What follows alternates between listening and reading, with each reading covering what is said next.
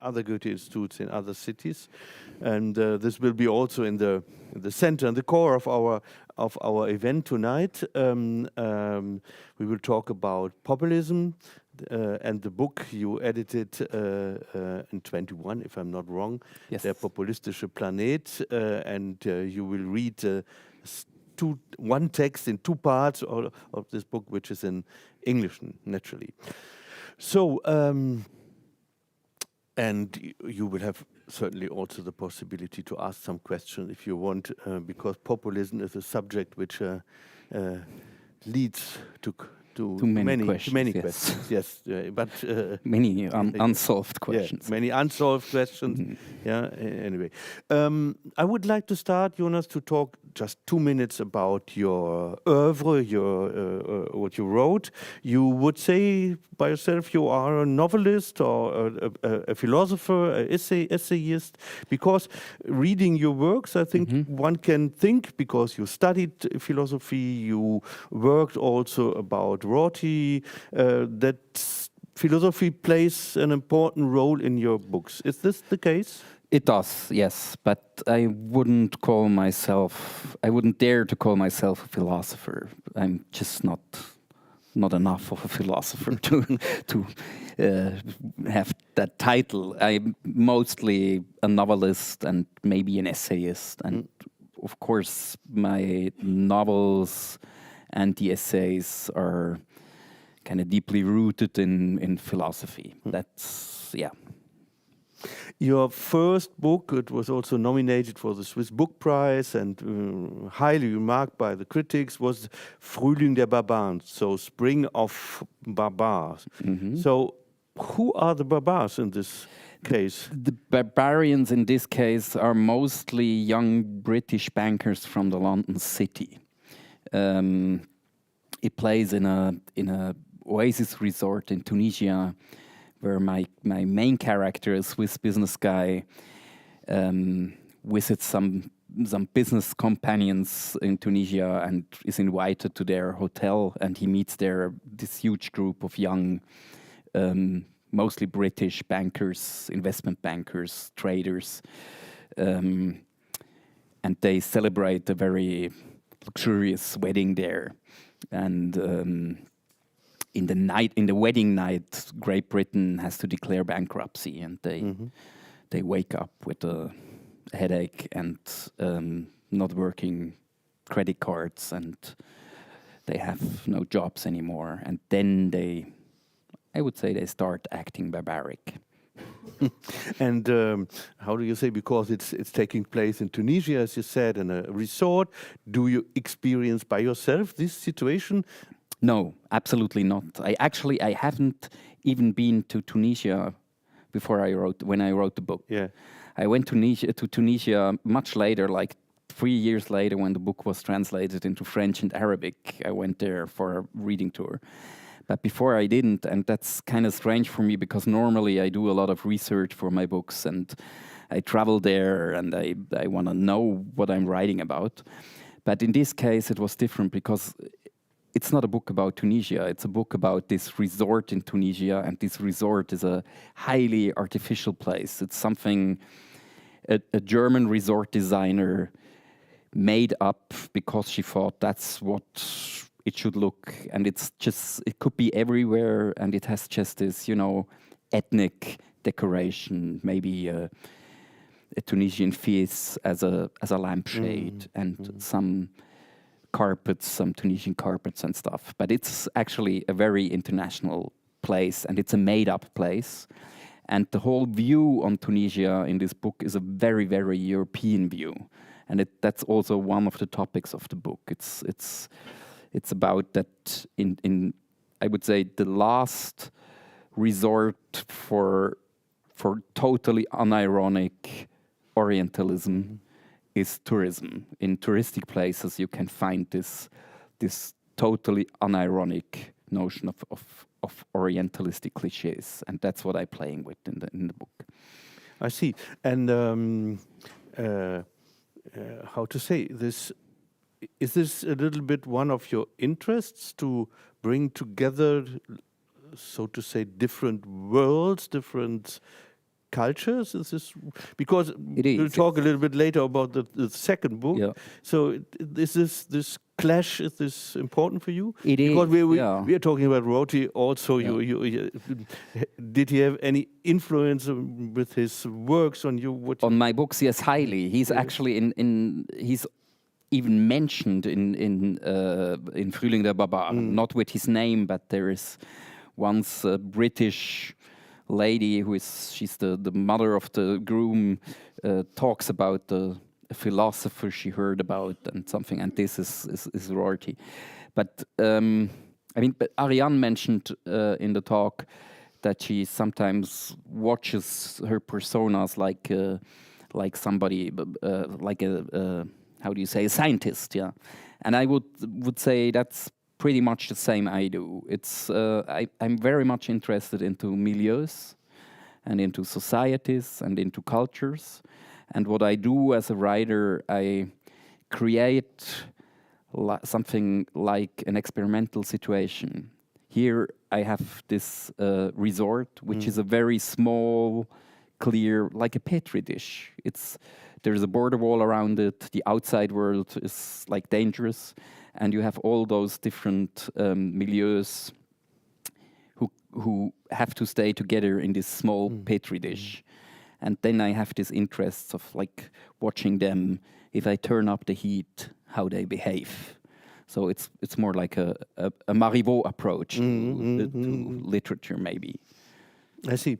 Very interesting. Let's talk briefly about your second novel, Kraft. And again, a strange situation abroad, so to say. Yeah. Somebody is taking place in a competition, strange competition. Yeah, it's a scientific competition. A German scientist, a philosopher, is invited to the Silicon Valley to answer the question why everything that is right and why we can still improve it. So it's the old question of the theodicy. And there is a Silicon Valley millionaire or billionaire who poses this question and gives a prize money of $1 million. And he's invited with some other famous scientists to answer this question. And he really desperately needs the money because he has to get a divorce because everybody in his family is unhappy and they can't divorce because there's a lot of debt and stuff. And this was, mostly it's a book about optimism and pessimism, which is always in the core of the theodicy question, with Voltaire and Leibniz and others, and Pope. And I started writing the book when I was myself in the Silicon Valley. I spent there 9 months as a visiting researcher when I was writing on my PhD. And instead of writing the PhD, I kind of wrote this novel. Yeah, we will not judge what could have been better. I think it was a good up to you to answer. I'm happy with that. You're happy with this, I imagine, because it's really, it's really. I wouldn't been invited with my PhD to Bucharest or anywhere. I'm sure about this, and the book is really interesting to read, and this irony, and you describe of this person feeling himself, so to say, obliged to do this speech, even though he has some doubts and need the money. It's I think a good starting point for this history. As in a general way, irony is playing a big role for in your works. It does, yes. And without any irony, because you said it's a question about optimism and pessimism. Do you believe in the ideas of the Aufklärung, so to say? That this old struggle between everything can get better in a certain way. We have this Hegel, and often also with all the wars are happening, people say no, we stay always in our kind of not being really aufgeklärt. It's a difficult question, and it's actually the question which is kind of at the core of the one letter I will read from this other book, because many of the values of the Enlightenment have been under scrutiny lately, and in many ways rightly so, which was a huge topic here in this book, because people from all over the world, especially also from the global south, were talking with us, and they have kind of a quite different notion of all this enlightened ideas, who they experience completely different. Yeah. And especially today with the conflict in Palestine and Israel, I think we have a stronger discussion about all those things, and rightly so. But on the other hand, I still would say, no, I'm a huge fan of the Enlightenment. I think that in the name of Enlightenment, very cruel things were done, and very unjust things were done, and there was a lot of suffering because of it. But I think that's not the fault of the ideas of the Enlightenment. If you see the Enlightenment as basically the end of the rule of the priests, it's still something which I highly value. And I think we misused it. Maybe we have to think Enlightenment also as a constant task, which has to be done in every generation, which is a thing that society has to care for all the time. Yeah. If you want to have the light keeps burning, you have to constantly bring in energy. I mean, that's not something which works by themselves. And I would say Enlightenment is a process, and I kind of hope that we're more in the beginning of this process. And I mean, especially as Germans, which I'm also too. I also always spoke as a Swiss in the last discussion, but I'm actually both. And as a German, it is so obvious that this process is not just like something we can believe that it always will go in one direction. Backlash in a process of civilization or of enlightenment or of humanism is something we can see in history, and I think we can see in the present, and which we have to be highly, highly alerted about. Yeah, I've read recently a book of an American philosopher living in Germany, Susan Neiman. Yeah.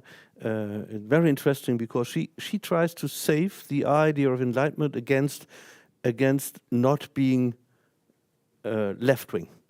So this is also very interesting what she's doing, and I highly appreciated this way to have a look on different developments. I don't know if you have read this book or if you've heard about it. Yeah, I heard about it. I've read parts actually, and it is interesting, and it is. I mean, actually now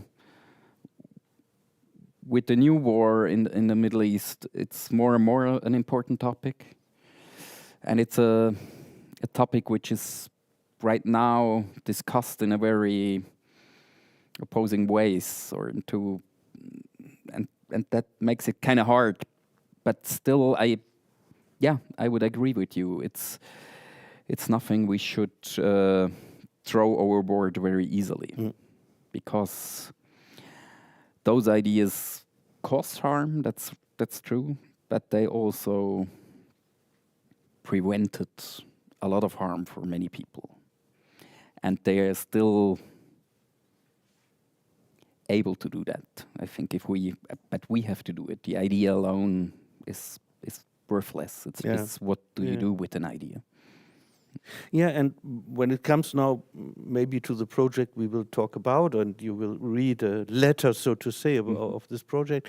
So I think another very important notion we have to use is the enlightenment and empathy. And because we are living in societies, when it comes also to migration, to things like this, where the positions get more and more non-empathetic. Yeah. So this is very important, and maybe this is also one part of populism we are talking about. It is, and it's something which is important for me also in philosophy. You mentioned Rorty a lot, which is important for me. And yesterday in the opening speech, he mentioned Judith Clark, which isn't mentioned too often. And I was very happy that he mentioned her, because I think she is a philosopher who made very clear that like the worst thing we can do is to humiliate others and to cause pain to others. And I mean that's kind of the negative formula for the same what you said, that it's about empathy. I think it's probably the in the core. It should be in the core of our thinking in the next years. Otherwise, it will go south. Yeah. And this is, before we talk now about it, for me also one of the possibilities of culture and cultural events to create what we are trying to create here. It means a kind of friendly atmosphere, discussing things in a serious also way, but being friendly with each other, respecting us, and trying to create this kind of debate. But your project, because coming back to enlightenment, one could say, okay, what we are living now, all the populism all over the world almost, is the sign of this failure of enlightenment. Would you agree to this? Because maybe it's not a failure of enlightenment. It's maybe because enlightenment is a huge and important idea, and it definitely defined our societies in the last centuries even, for a huge part. But there are other ideas who defined our societies probably even more, and who competed with enlightenment. And I would say that certain parts of our, I missed the word, I will find it, of capitalism. Certain parts of capitalism, and capitalism is kind of like the strongest, most defining idea of our society worldwide today, are very much opposed to all ideas of enlightenment, because the enlightenment, I think, is basically the idea of going into the world with the most extreme possible way of openness to all the things. While capitalism closes this openness extremely down to just some core questions like how much is something worth. It's a very closed way of thinking about world, and it's so capitalism and enlightenment, as well as capitalism, is probably a part of the enlightenment or a child of the enlightenment. Those two ideas don't work very well together. Not in all parts. Sometimes they work well together, but there are certain parts of this really anarcho-capitalistic thinking, which is basically the thinking many people are drove by. That doesn't go so well together. So for me, it's more about looking what kind of problems do we actually have with the idea of enlightenment, or yeah. Capitalism, enlightenment, I would say for my part, isn't it necessary to have a third notion with it, with would be the tribal thinking? Tribal thinking adds something which avoids enlightenment. Tribal thinking, yes, of course it does. Yeah, I mean, tribal thinking is, of course, something which is pre-enlightenment, because of different reasons, but also because tribal thinking also always needs something like a priest, something who bears the truth, who carries the truth, and that's basically what Enlightenment tried to get rid of. And maybe we, in certain parts, we go back to tribal thinking. Yes. Yeah, this would be a little bit the, I don't know, hypothesis. Yes. If we have a look to what's happening in the United States, for instance, and also other regions, this kind of general tribal thinking seems to be en vogue, so to say. Yeah. It is the same.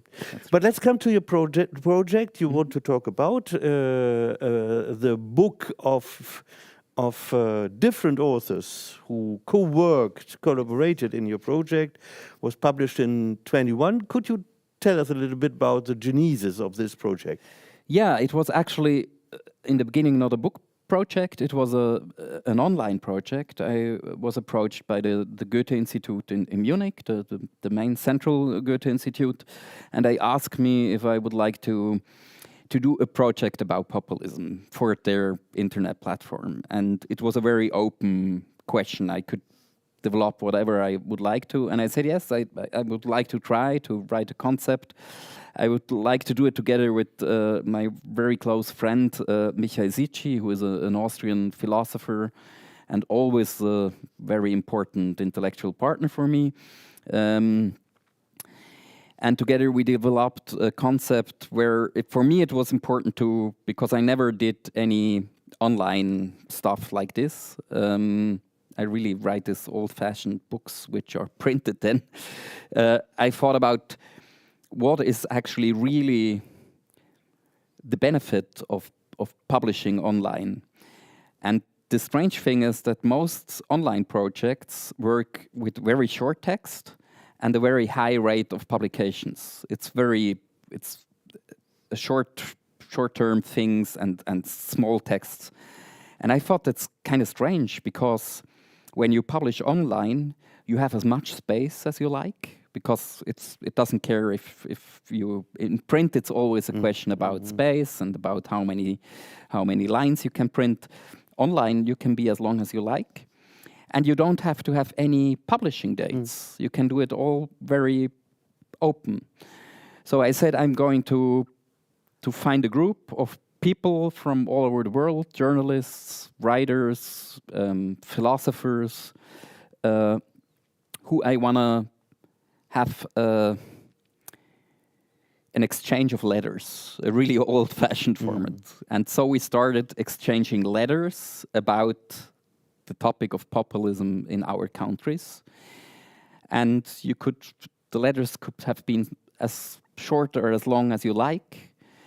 And you didn't have any, there was one letter and it was published in all the other languages. And then the next one said, okay, I'm going to answer, but it will take some time. And then you had time to think, and you maybe waited like a month, and you reread the letter, and then you wrote your answer. And all the letters were instantly published on the... Yes, they were published and thankfully translated by the Goethe Institute. So the project was published on many Goethe Institute homepages. It was in Russian and in Arabic and in Portuguese and Spanish, and I don't remember all the languages.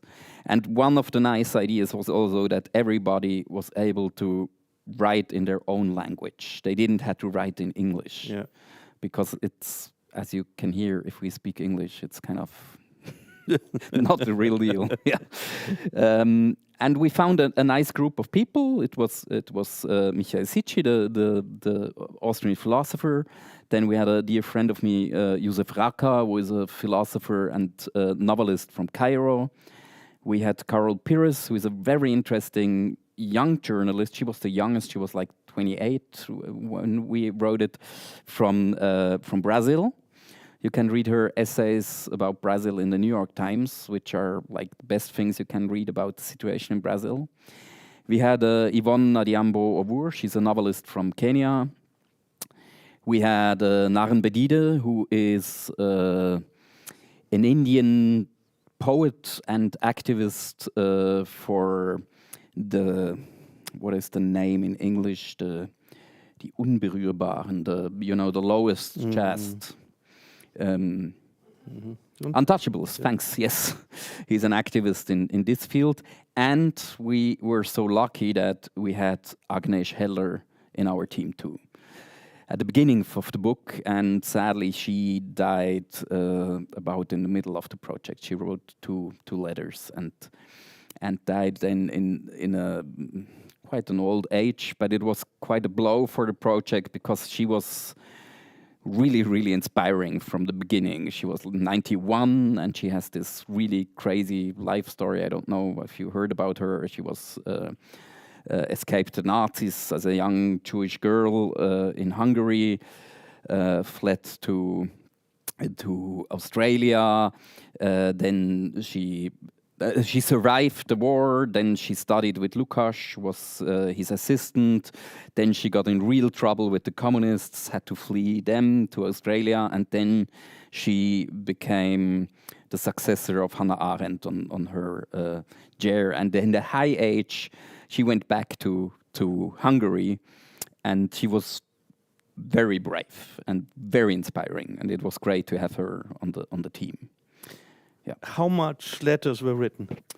It's about, I think we are 7 people, and everybody wrote about 4 of them, I would say. Okay. Yes, and in the middle of the book, the pandemic, the COVID pandemic starts and changes kind of the character of the book.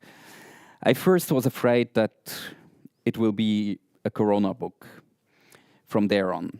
But then we very quickly realized that it's really interesting how different populists react on a pandemic and how certain regimes who are really oppressive can work very easily with those things. And this made it very interesting. Also the reaction like people from Russia or friends from Russia or from Egypt who were strongly against every Corona rules, because they said every rule they apply on us now, we will never get it back, our freedom.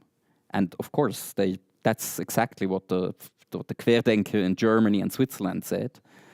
But in the Russian case, or especially in the Egyptian case, they were right. They knew that every single freedom who goes away will never come back. So that was really interesting. So we will in a minute hear the first part of one of your letters, but just one or two other questions. The public could also react, or was it only amongst you? No, there was like a function for comments. Okay. Yes, yeah, but it wasn't that often used. Yeah, yes. And another thing, so creating this group of people coming from very different countries. Would you agree that you say, okay, populism is for you something which is worldwide, so to say? Oh, yes, it is, absolutely. Yeah. But one thing we learned, that it's probably wrong to talk about populismus, it's populism. You have to use it in a Mehrzahl, yeah. There are more, it's because it's very different. I mean, if you read the letters from India, you realize that it's a certain notion of religious nationalism you have, which is kind of not that interested in other countries. It changes very much from country to country, but there are also certain ideas or certain structures you will find in every populistic regime. Okay, yeah. And were there real disagreements amongst the authors? Not really, no. We agreed quite often. We agreed often that the situation is sad and there's plenty reason for sorrows. I have to say it's a depressing book. It is. It's not a book which gives a lot of hope. Yeah. And rightly so, because the letter I will read you now is 4 years old. And in a way, it's already a historic document. It is strangely actual still. It's strangely present, and we have the same problems. And on the other hand, it's already so much has happened. The letter I will read is from February 2020, so really shortly before the pandemic. It was a different world, kind of the similar fears already, but everything we were afraid of became reality. That's just how it is. Yeah. Okay, you have the floor for for this letter. Okay. So I read it in 2 parts. 24th of February 2020. Dear friends, about a year ago we started a conversation about various manifestations of populism. And I should have opened the second round with a new contribution some time ago. But for months now, I've been finding it hard to write, whether fiction or essays, and even to speak. And once you lose your capacity to write and speak, as you, dear friends, will certainly understand only too well, you risk losing your capacity to think too. What's left is an interior monologue constantly revolving around itself that finds no expression in outwardly directed speech acts and no clear-cut articulation in writing. It soon ceases to bear any relation to thought and increasingly comes to resemble the process of rotting, of decay and decline that we know from closed organic systems. Naturally, my state of mind has a lot to do with the current political and ecological situation, as well as with our conversation here. I aim to confront this crisis here, a crisis which, it seems to me, isn't merely personal, since many who feel they're in a similar state, to be specific in the following, are grappling with similar thoughts by trying to articulate what has brought me to the brink of mutism. Nobody who knows me personally or has read my books and essays has ever accused me of excessive optimism.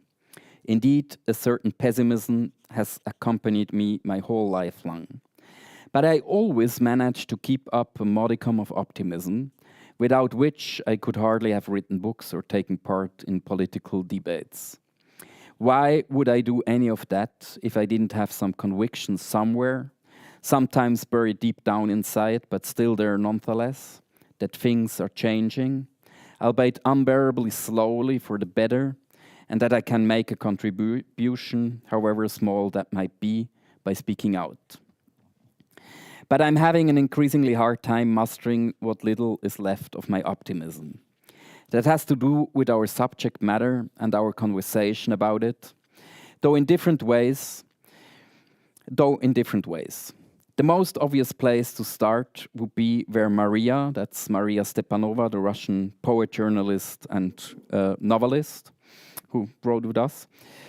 The most obvious place to start would be where Maria left off last July with her quite cautiously expressed optimism that something was happening in her country. She wrote about the Moscow protests, which were different from those in 2012, because this time around a broader swath of the electorate were demonstrating, and especially because, as Maria wrote, many young people were taking to the streets with the courage that seemed new to her. Even from far away, however, I have reason to believe Maria's faint hopes have been disappointed. I haven't heard of any more protests in Russia, and the constitutional reform masterminded by Putin seems, at least that's the way it looks to us here in Germany, to be going through more or less uncontested.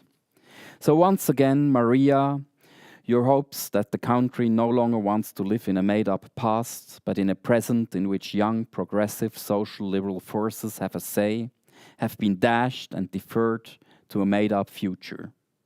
But I'd be glad if you were to prove me wrong here. Generally speaking, last year was marked by uprisings everywhere against the old repressive forces of populism. But we aren't hearing much of the same anymore. Even the protests in Iran around New Year's seem to have fizzled out, at least as far as may be gathered from the Western press. Over in the States, the president, who had obviously violated the Constitution, was acquitted almost unanimously by his party's senators, who clearly had no interest in discharging their constitutional duty to serve as objective and non-partisan jurors. This unspeakable, though totally predictable scandal should have triggered mass protests by the citizens of a democracy, but this hope was dashed too. I could easily fill page after page with such depressing news from around the world these days. I haven't said a word yet about the tragic situation in war-torn Syria, Yemen, or Libya, for example. And now I will skip a paragraph in which I wrote about some events in German regional politics in Thuringia who took place in winter 2020 and who are long over. I commence. As you can see, my pessimism feeds on everything from international geopolitics to the details of regional politics in Germany. But I want to try to put the causes of my unease in somewhat more general terms. It seems to me that several generations in the West, starting with the post-war generation of my parents, have lived in a state of left liberal certitude. We were convinced in our heart of hearts that things were getting better. That despite the ongoing and often arduous struggle against reactionary forces, we were basically on the winning side. That social injustice was slowly but surely on the wane, whilst gender equality was gaining ground, gay rights increasingly self-evident, society more egalitarian, open, secular and diverse, heroics increasingly ridiculous and incomprehensible, the welfare state expanding, sexual morals less rigid, nations more friendly and peaceful towards each other, at last in Europe. In short, that freedom and solidarity were gradually spreading, humiliations and cruelty abating. Not that we felt everything was hunky-dory, no. There was still much to be done, especially on a global scale. We suffered minor setbacks occasionally, and it was an ongoing uphill battle, but we were actually making headway, changing things by and large for what we thought was the better. We were so sure of that, as I freely admit, though you might call me naive, that I, for one, maintained there would almost certainly be no more war in Europe in my lifetime. Although cracks in these certainties had been forming for quite some time, they were hardly noticeable and therefore easily glossed over. But this liberal self-assessment is now shattered. And I think I can pinpoint, at least for myself, that certitude was struck a blow that could no longer be ignored when Russia annexed Crimea in early 2014. For others, it might have been Brexit or the election of Trump or perhaps some calamity unnoticed from my German perspective. For me, it was the annexation of Crimea. All of a sudden, the possibility of a major war breaking out on the European continent could no longer be dismissed out of hand.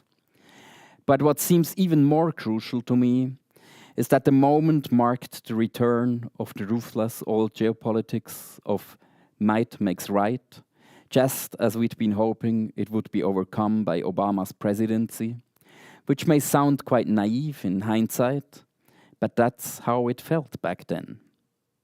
And it turned out all too plainly that there was nothing the liberal West could do about this blatant outrage. Here it was again.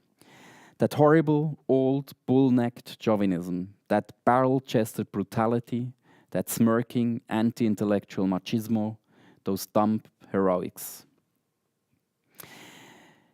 Naturally, this crude machismo had never completely disappeared. But for a while there, it had a slightly less menacing visage, like Berlusconi's powdered, made-up face with his painted hairline, the crocodile smile baring his gleaming white false teeth and his bunga-bunga sex parties.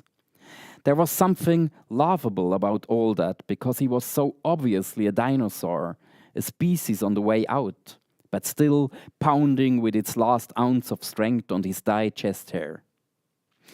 I am exasperated and deeply unsettled by the blatant return of the sort of crude bull-necked machismo, epitomized by Putin and, in his wake, Erdogan and Bolsonaro, as well as Trump in his own TV show-like way. This ties into the second reason to keep silent. You might well be thinking right now that for someone who talks about mutism, I certainly am verbose. In fact, what I'm doing here is a contortion worthy of Hugo von Hofmannsthal, who had his Lord Chandos write the most eloquent letter about how words were failing him. However, I do hope I'll manage to resolve this contradiction somewhat by the end of this letter to you. That's for the first part. Are you still in contact with Maria and what she's... Sorry, excuse me? Maria, are you still in contact with her, what she's I'm thinking still now? in Because context, you are quoting her. Yeah, and, of course. It's much worse than she thought when I was writing this letter. Maria, she was actually the chief editor and founder of Kolta.eu, which was kind of the most important cultural forum on the internet for all like dissident politics and culture in Russia. And she stopped the homepage the day when Putin decided that it's now illegal to speak about war and you have to call it a military operation. As far as I know, that was the moment where she said, okay, in this case, we just can't publish anymore. And she doesn't live in Russia anymore, of course. So she emigrated. She emigrated. I mean, she still writes and everything, but yeah, she's depressed as we all are. Yeah, I haven't heard about from her for the last few months. But And another question for me would be, you said you're German Swiss, so to say. Did you experience some populism also in Switzerland? No, because you know normally you don't hear much from Switzerland in this in this perspective. No, We're hearing about Trump, about Le Pen, and the German. So it's a real curiosity. I would even say we invented our own form of populism. I mean, as most of you probably know, that the SVP in Switzerland is since now almost 20 years the strongest party.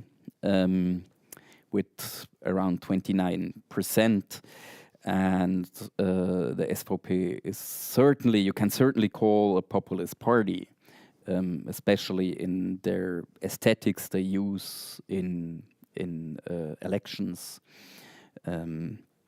which is quite obviously, and I think that a lot of populists in other countries around Switzerland kind of learned from them. We know that one of also a very early populist, Heide in Austria, was highly impressed by what's going on in Switzerland. And right now for the AfD, for many of the AfD and especially also of the AfD base, Switzerland and the SVP is kind of a symbol of how it could be. And reading the NZZ, the Swiss newspaper, they say it's like watching Westfernsehen, like Western television in the old days. And so I would say Switzerland is a country which was very much so defined by populism, but it is a special situation because the political system is special, because we always have this many parties ruling together. So there is always something like a force which keeps other forces down or restricted. but there is a lot of populism in Switzerland. Yeah, but we have maybe to explain. We have a huge debate in Germany nowadays because the right-wing party Yes. AfD is just after Yeah. terrible meeting where they discussed to expulse all strangers from Germany. The sad thing is we have this kind of rhetoric. You have it also, yes. It's many years. We're just like used to it. Like in Austria, people are just used to it. That's the sad thing. But the rhetoric is, I mean, the SVP is a party which has, like the AfD, but even more so, maybe wings which are more moderate, and they are kind of like contained by being in the government with other parties and stuff like this. So it's a very different situation. But in the topic of migration, the very harsh tone and the aesthetics were kind of invented by the Swiss party, and it's actually the same. How do you say? Office, the same designer who did all the campaigning for the SVP, who does some campaigning for the AfD too. But at least, don't you think that this is very interesting? In the SVP, you have at least the people in the name of the party. But what is very interesting, I think, that if you ask people, what are you? One could say, okay, I'm a socialist, for instance, but there's almost nobody who would say I'm a populist. Populist, no. This is the kind of nomination you're giving from outside. Yes, so it's a negative one. Yeah, it's always negative. Yeah. I mean, sometimes people say, what can you say about being a populist? Because it just means to be close to the people. It's something good. But normally, I mean, in the political discourse, it's something nobody wants to be. But certainly, they are it in a very precise way. Yeah. They use all the traditions of. I mean, it's a movement with tradition. They can feed off, being fed off. Yeah. Before reading the last part of the letter and give you the floor, maybe for some questions, I wanted to ask you. In your introduction to this book, you are you're formulating 3 hypotheses. Could you just tell us the 3? One you told about it. Just the first one was the thing about people. Yeah. So that means elite and people. Yeah, that's a very common thing. Yeah. Or all those 3 things are kind of common. The one you mentioned about, it's all populists say, there is an elite, they don't understand the people, they are far away from the people, and we are the ones who use common sense. Common sense is a very important word for populists, and normally you say common sense, it's a good word. I think common sense is the worst ever. And it is always the idea of populism to bring down the elites. Sometimes it's grotesque in Switzerland because the most popular figure of the SVP is one of the richest person in Germany. Christoph Blocher has about, 12 or 14 billion Swiss francs. But he still sees himself as somebody who is there for just one of the simple people. And he knows how to think because he stands in life with both feet. And it's grotesque. But you see the same with Berlusconi, and you see the same with Trump, of course. Yes. And this is interesting because it's mostly about finding an enemy, which is one of the other points. You have to find an enemy inside the country, which is the elites. If it doesn't work with the elites, you find enemies who are weaker. then you go for minorities, you go for immigrants, you go for gay people, religious minorities, things like this. And it has a lot to do with the psychology which is behind populism. There is a fantastic book by a French philosopher and psychiatrist called Cynthia Fleury. It's called There is Bitterness Buried. And she shows that one of the main... She writes about ressentiments. And I think you can't understand populism without understanding the idea of ressentiments. And one of the main ideas of ressentiments, where you always are like bringing up the same things and chewing on the same things till they become really bitter. One of it that you feel there is injustice, not everybody is the same, but you're not able to agree that some people can do some things better, like in an elite. So you always have to bring them down. They have to be as miserable as you are. That's the important thing on a psychological level. We had the enemies and the elites. And the third thing is the thing with the fear. That all populist movements say your fears, which is in most cases the same like your ressentiments, they are fine. Don't work against your fears. You're right to be afraid. You're right to have your ressentiments. Don't work against it. And that's something which is a big relief. It's really easy. If somebody comes to you and say it's all right to be fearful and to be hateful and to have all these ressentiments, that's kind of a big relief. It's a really, really good offer.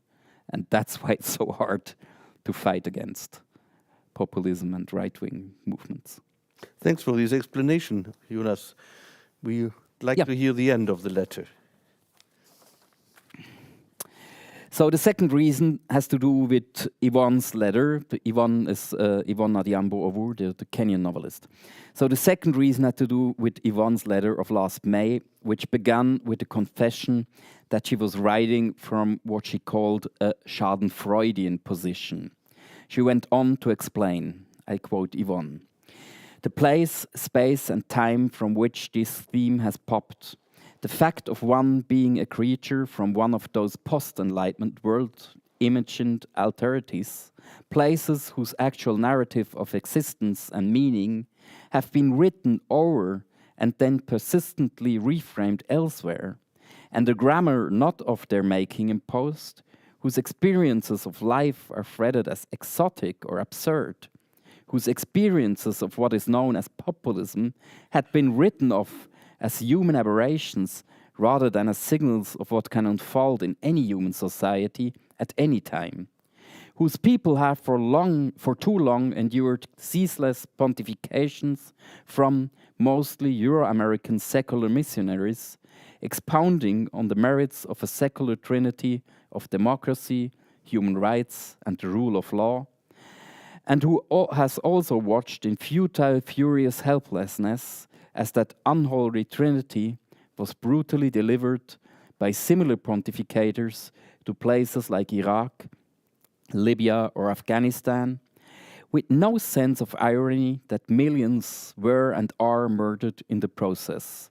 Well, coming from that kind of place, I am mostly unsurprised by the variety of human resistance emerging against what was once assumed as a state of progressive normal in the ordering of the world." End of quote.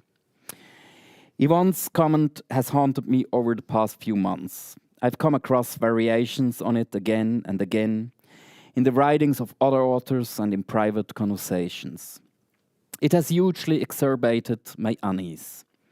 I had to ask myself, isn't my perspective that of a Central European white man with no material worries, born into a family of academics and educated in the humanities, whose thinking is deeply rooted in the European humanistic tradition, inalterably influenced by the thinkers of antiquity and the Enlightenment, liberalism and social democracy, is my point of view more part of the problem than part of the solution?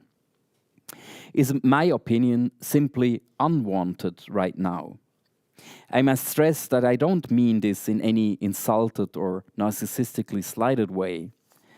I had a gnawing suspicion that, being caught up in my intellectual way of seeing things and my community of like-minded peers, I might no longer be capable of analyzing the issues we're addressing here in a meaningful way, let alone coming up with solutions to our present predicament that leave the beaten track.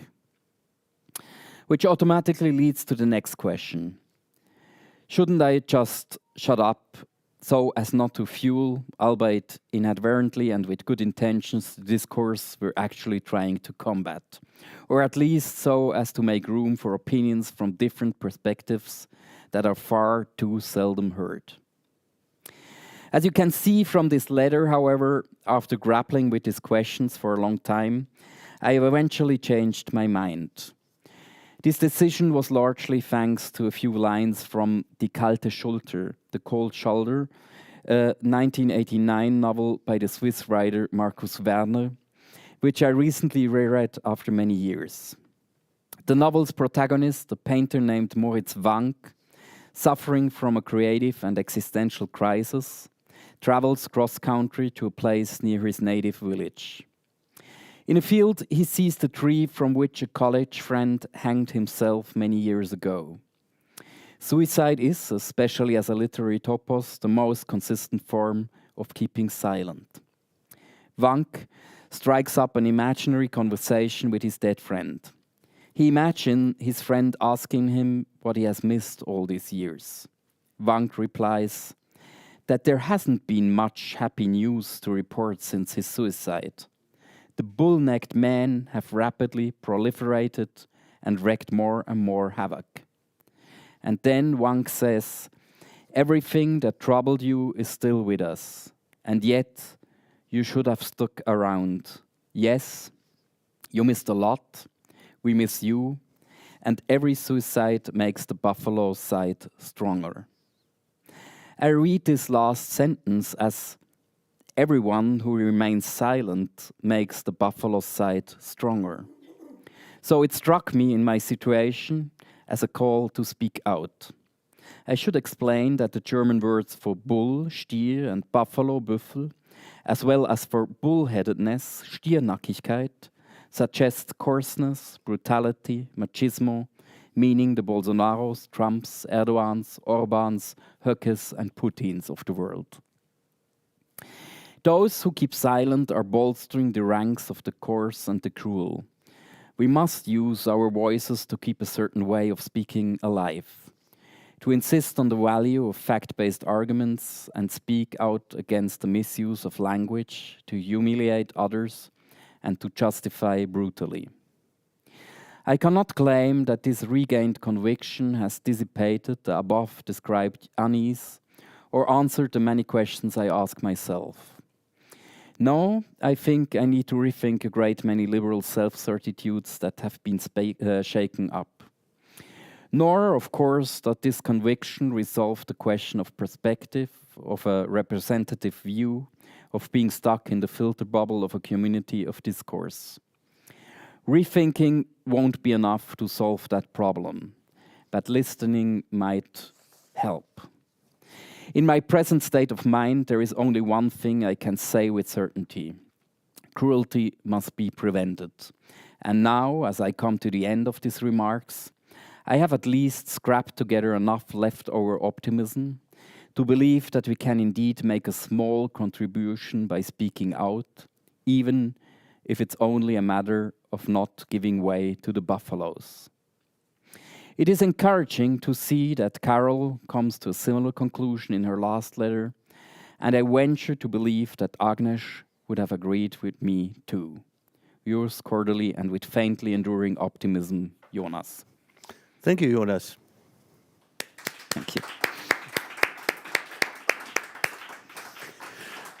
I think we have still 10 minutes for question remarks if you want to. Yeah. Please. No question. Okay. We have time. Yes, this was your answer. Okay. It isn't mandatory, but we can. So.